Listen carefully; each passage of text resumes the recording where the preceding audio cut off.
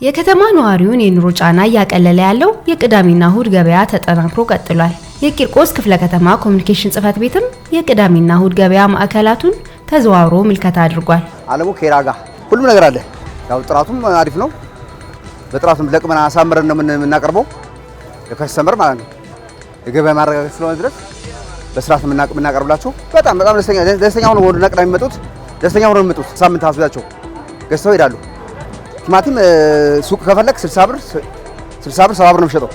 እኛ ግን 40 ብር ነው። ሽንኩርት 50 ብር ነው የሚሸጠው። እኛ ግን 35 ብር ነው የሚሸጠው።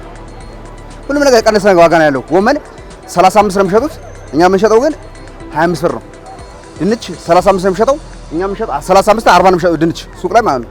እኛ የምንሸጠው ግን 25 ብር ነው። የከተማ አስተዳደሩ የህብረተሰቡን የኑሮ ጫና ለማቅለል ትኩረት ሰጥቶ እየሰራበት የሚገኘው አንዱ የሆነው የሰንበት ገበያ ማዕከላትን ማስፋትና በየሳምንቱ ቅዳሜና እሁድ ያለማቋረጥ ጥራት ያለው ምርት በተመጣጣኝ ዋጋ በማቅረብ ገበሬውና ነጋዴውን በማገናኘት ለህብረተሰቡ የመሰረታዊና ዕለታዊ የፍጆታ ምርት እንዲቀርብ እያደረገም ይገኛል። እሺ፣ ስሜ አጸዳ አለማየ ይባላል። ሁሉ ጥራጥሬዎችም ይዘናል። የሳሙና አይነቶች፣ ፈሳሾች እና ደረቅ ሳሙና፣ ፓስታ፣ የተለያዩ ምርቶች ይዘን ቀርበናል እና ቅናሽ አለው። የ7 የ8 ብር ልዩነት አለው ከሱቅ።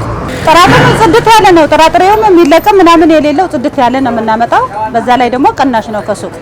ለምሳሌ ምስር የአገር ውስጥ 330 ይቀንሳል፣ የውጭ ደግሞ 240፣ ሽምብራ ዱቤ ደግሞ 170 ብር ልዩነት አለው ከሱቅ።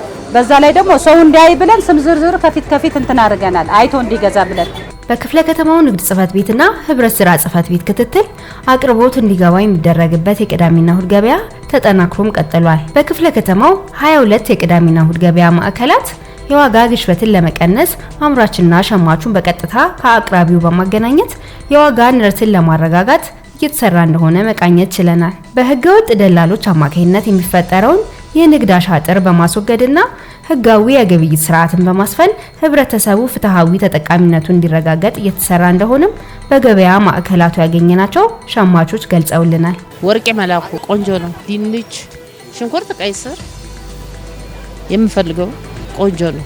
ያው በተለጠፈው ዋጋ ነው የሚሸጡልን። ቆንጆ ነው። ቄራ ነበር የምገዛው። ከቄራ መግዛት ተትራንስፖርት አውጥቶኛል።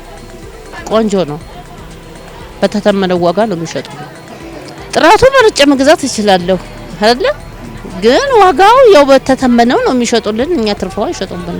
የምንፈልገውን እየገዛን ነው። የክፍለ ከተማችን ነዋሪዎች በአቅራቢያቸው በሚገኙ የገበያ ማዕከላት በመሄድ ግብይት ማካሄድ የምትችሉ መሆኑን የቂርቆስ ክፍለ ከተማ ኮሙኒኬሽን ጽፈት ቤት መረጃውን ለማድረስ ይወዳል።